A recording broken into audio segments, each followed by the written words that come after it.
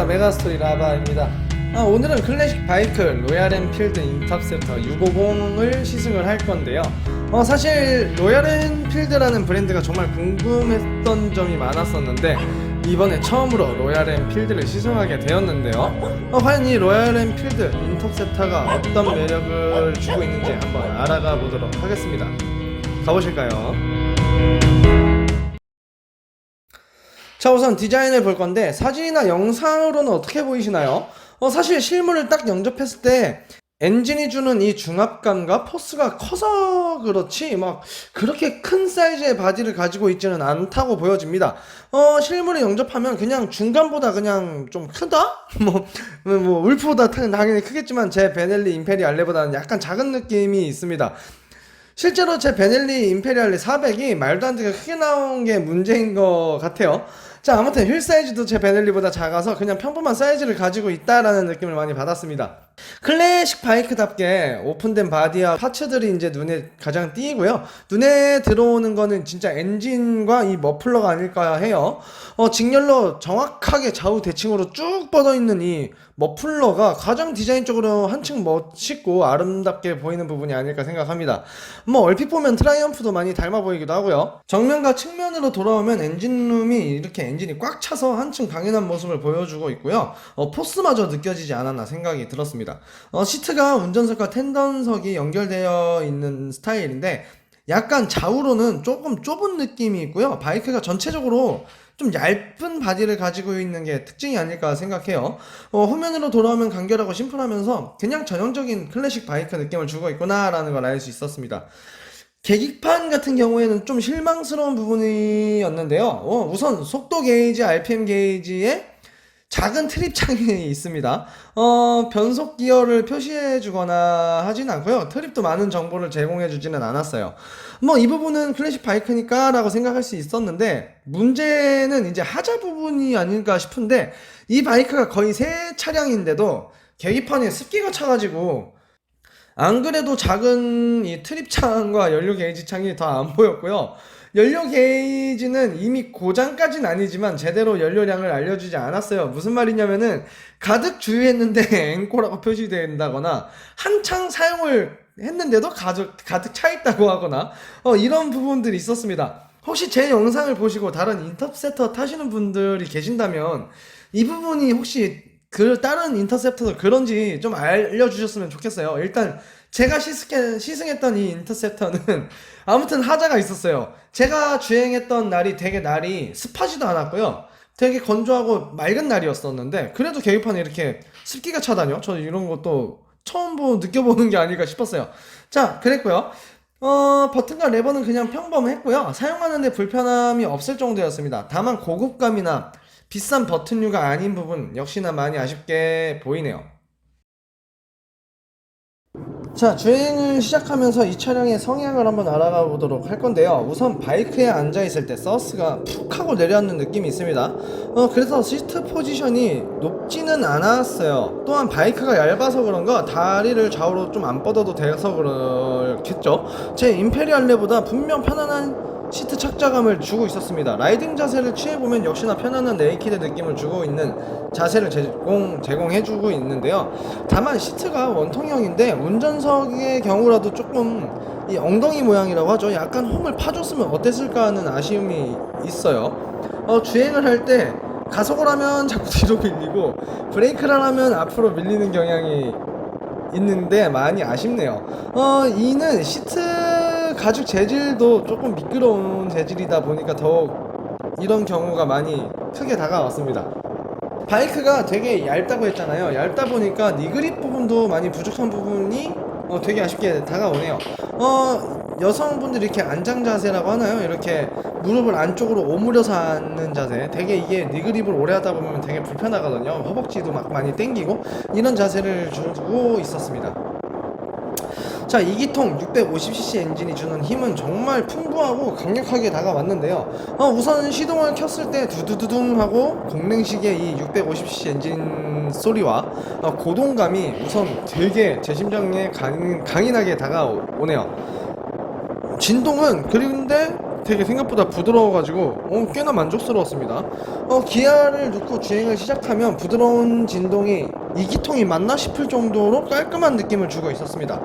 엔진이 돌아가면서 느껴지는 회전 질감도 되게 생각보단 고급스럽게 느껴졌고요. 주행을 막 시작했을 때 4500rpm부터 땅 하고 터져주는 이 빠따, 정말 이 토크감이 정말 일품이었어요.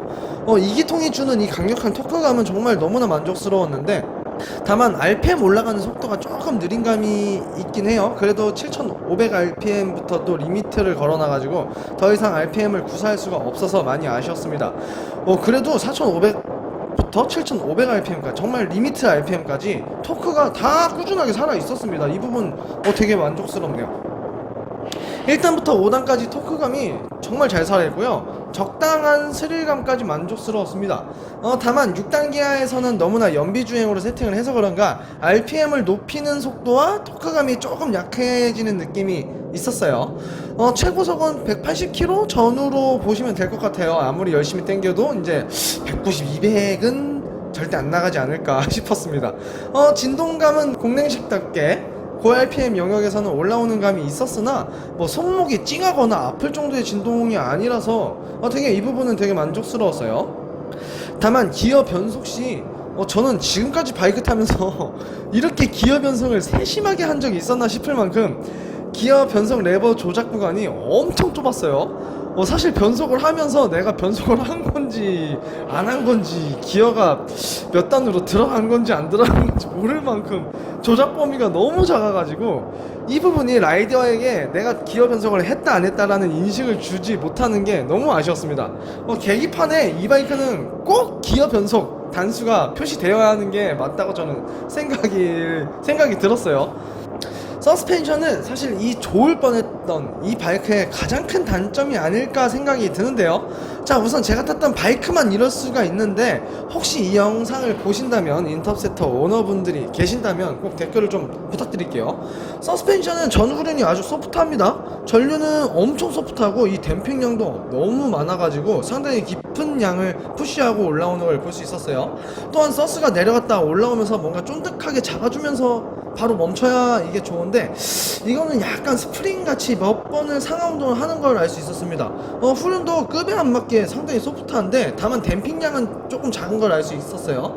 자, 주행을 하면서 저속 구간에는 이보다 편한 바이크가 없었습니다. 노면 진동이나 요철 충동, 충격 등을 잘 잡아주는 경향이 강했는데, 워낙 소프트하다 보니까 그럴 수 있었는데, 다만 요철을 강하게 넘으시에는 이제 스프링처럼 튕기다 보니까 한 번씩 중심을 잘 잡아줘야 하는 경우가 생겼어요. 자, 우선 시내나 저속 구간에서는 그냥저냥 만족스러웠는데, 이게 고속에서 문제가 너무 크게 다가왔습니다.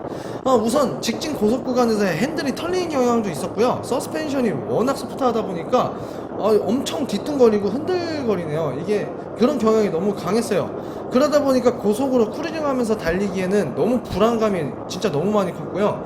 니그립도 힘드는데 시트도 미끄럽다 보니까 온몸에 조금 힘을 잔뜩 주면서 주행을 했던 게 아닐까 싶었습니다. 적응하면 괜찮을까요? 아무튼 이런 부분이 너무 크게 아쉽게 다가오네요. 엔진 출력이 주었던 만족감을 이 서스펜션이 전부 다 깎아내리다 보니까 너무 아쉽게 다가오네요. 코너링의 경우에는 저속 단타치기나 핸들 코너링 등에서는 편안하게 돌아 나갈 수 있었는데요. 역시나 고속에서는 노면 접지 부분에서 서스가 쫀득하게 잡아주질 못하다 보니까 불안했고요. 역시나 바이크가 너무 흔들거려서 많이 아쉬웠습니다. 예전에 탔던 아이언 883이 많이 생각이 나더라고요. 그 느낌하고 이번 바이크하고 비슷한 경향이 있어요. 이렇게 고속 안정성에서.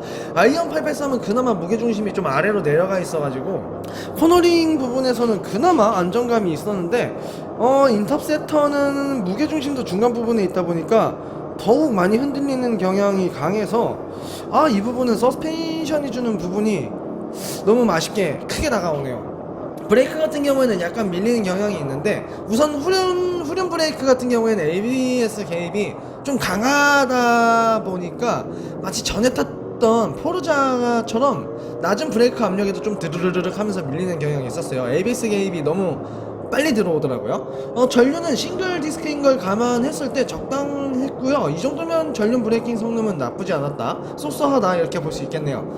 엔진 브레이킹은 고단에서 저단으로 내릴 때 생각보다 되게 부드럽게 들었고요.